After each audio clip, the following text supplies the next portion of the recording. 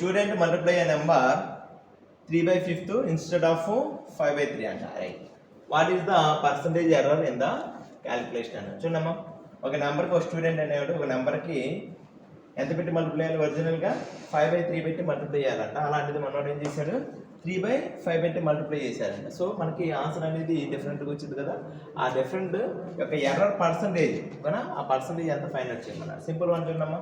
మనం యాక్చువల్లీ ఆ నెంబర్ ఏంటంటే ఎక్స్ అనుకుంటాం. ఎక్స్ అనేది తీసుకోవడం వల్ల సొల్యూషన్ మనకి లెందీ అయింది. దానికన్నా సింపుల్ వన్ ఏంటంటే ఈ ఎక్స్ బదులు ఒక నెంబర్ అనుకుంటాం. ఏ నెంబర్ సార్ అంటే సింపుల్ వన్. మనకి ఇక్కడ డినామినేటర్లో ఉన్న నెంబర్స్. సో ఒక ఫ్రాక్షన్లో 3 ఉంది, ఇంకొక ఫ్రాక్షన్లో 5 ఉంది. 5కి 3 కలిసేయం ఎంత? సో 5 3 0 15. సో నేను ఎక్స్ బదులు ఏం తీసుకుంటాను? నెంబరు 15 తీసుకుంటాను. ఓకేనా రైట్. సో నువ్వు యాక్చువల్లీ 15కి ఎంత పెట్టి మల్టిప్లై చేయాలి? 5/3 పెట్టి మల్టిప్లై చేయాలి. సో అంటే that means 15 × 5/3 3 1s 3 5s. So ఎంతమ్మా? 25 రావాలి ఒరిజినల్ నెంబర్. చూసారు క్యాలిక్యులేషన్ కోసం మనం ఇక్కడ 15 అని తీసుకున్నాం దానికోసం. ఓకేనా రైట్. కానీ ఆయన ఏం చేశాడు? మనకి అదే 15కి ఎంత పెట్టి మల్టిప్లై చేశాడు? 3/5 పెట్టి మల్టిప్లై చేశాడంట. సో ఎంతమ్మా? 5 1s 5 3s. సో ఎంత వచ్చింది ఆన్సర్? 9. యాక్చువల్ ఒరిజినల్ ఆన్సర్ ఎంత? 25. కానీ నాకు ఎంత వచ్చింది?